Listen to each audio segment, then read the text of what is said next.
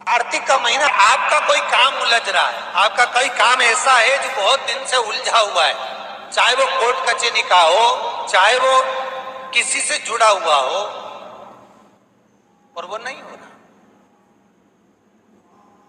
तो स्कंद पुराण कहती है, हमारे खंड में भी वर्णन है, शिव महापुराण।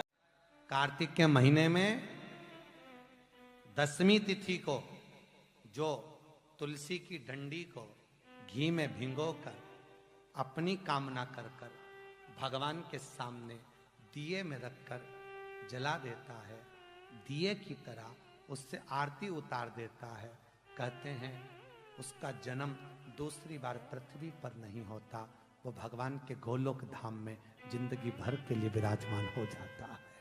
जिंदगी भर के दीप की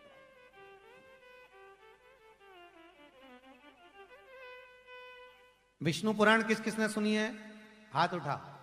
विष्णु पुराण का 5वां अंश कार्तिक खंड वर्णन करता है, या स्कंद पुराण का कार्तिक खंड को उठा लीजिए, वो वर्णन करता है 24 तरह के दिए होते हैं। कितने तरह के? 24 तरह के दीप होते हैं। उस दीप में सर्वाधिक श्रेष्ठ दीप होता है तुलसी दल का, तुलसी की डंडी से जो प्रकट किया गया। बत्तियों का भी क्रम है, एक लंबी बत्ती होती है, एक गोल बत्ती होती है। होती कि नहीं होती? लंबी और गोल। ये वाला स्पीकर बंद है, बार बार बंद हो रहा है, बार बार चालू हो रहा है, उसको देखिए जरा। बत्ती एक गोल होती है, एक लंबी होती है। गोल बत्ती और लंबी बत्ती में अंतर होता है, बहुत जमीन आसमान का अंतर है, बहुत ध्यान देना इसका। गोल बत्ती किस किस देवी देवता पे लगती है और लंबी बत्ती किस किस देवी देवता पे लगती है, तो स्कंद पुराण और विष्णु पुराण दोनों कहती है जो लंबी बत्ती होती है वो पितरों की जगह पर, पूर्वजों की जगह पर, पूर्वजों की जगह पर, बड़ के पेड़ के नीचे, पीपल के पेड़ के नीचे लंबी बत्ती का प्रमाण है। किसी देवी के स्थान पर, जो देवी की पूजन करते हैं, जगदम्बा की पूजन करते हो, पार्वती की करते हो, लक्ष्मी की करते हो, कुल देवी का स्मरण करते हो, लंबी बत्ती का प्रमाण। और जो गोल बत्ती होती है वो गोल बत्ती का प्रमाण किसी हनुमान मंदिर, राम मंदिर, शिव मंदिर, जितने देवताओं के मंदिर है वहां पर गोल बत्ती का प्रमाण।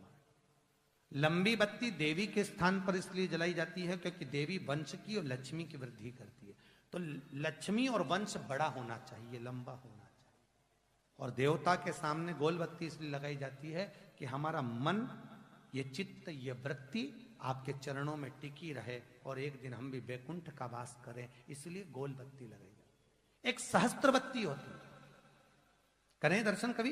यहां पे माताएं बैठ बैठ के बनाती रहती है 100 बत्ती, 108 बत्ती, 108 बत्ती बनाकर भगवान के सामने। उसका क्या प्रमाण है? कौन से पुराण में लिखा है कि 108 और सहस्त्रावली बत्ती लगाई जाए? तो स्कंद पुराण में कार्तिक खंड के अंदर स्पष्ट किया गया, सहस्त्रावली बत्ती, 108 लंबी बत्तियों का जो प्रमाण है, वो कहते हैं कि जिस व्यक्ति ने किसी तीर्थ को ना करा हो, पूरे तीर्थ नहीं गए हो, सारे तीर्थों का स्नान नहीं करा हो, किसी तीर्थ में दर्शन करने से वंचित रह गए हो, तो 108 बत्ती की एक बत्ती बनाकर किसी नारायण के मंदिर में, शिव मंदिर में, देवी के मंदिर नहीं, केवल देवता के मंदिर में अगर उसको घी में भिगोकर प्रज्वलित कर दिया जाता है तो सारे तीर्थों के दर्शन का फल उस जीव को प्राप्त हो जाता है। उसको सहस्त्रावली बत्ती।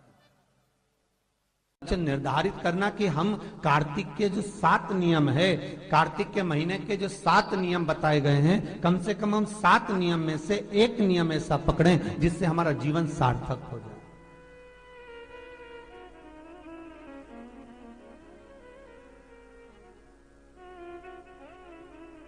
आप भले 7 नियम नहीं कर रहे कार्तिक के, भले एक नियम करो, पर वो नियम हमारा पूर्ण चलना चाहिए, उसकी नियम की पूर्णता पूर्ण होना चाहिए।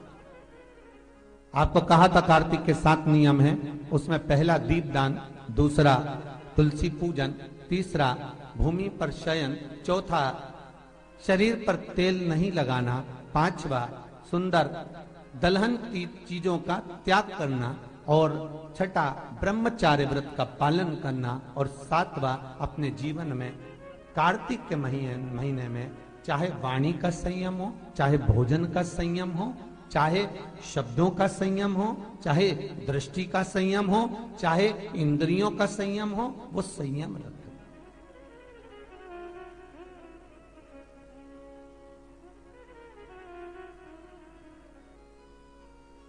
वो संयम धारण करना। अब हमें ये ज्ञात करना है कि 7 नियम जो कार्तिक के महीने के होते हैं, कार्तिक माहत्म में जो 7 नियम बताए गए होते हैं, इन 7 नियम में से कोई एक नियम हम हमारी जिंदगी में उतार लें, कोई एक नियम हम हमारे जीवन में उतार लें, जिस नियम के बल पर हमें परमात्मा का साक्षीकरण हो जाए।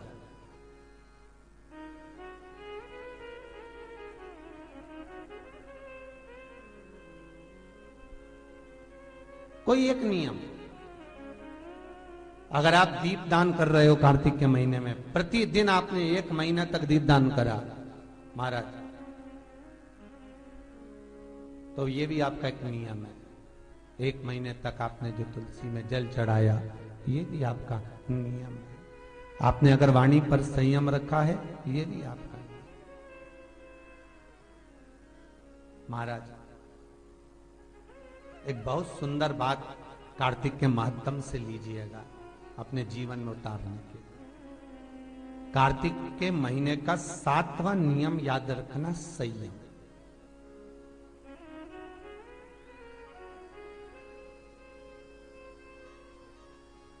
किस समय पर किस चीज का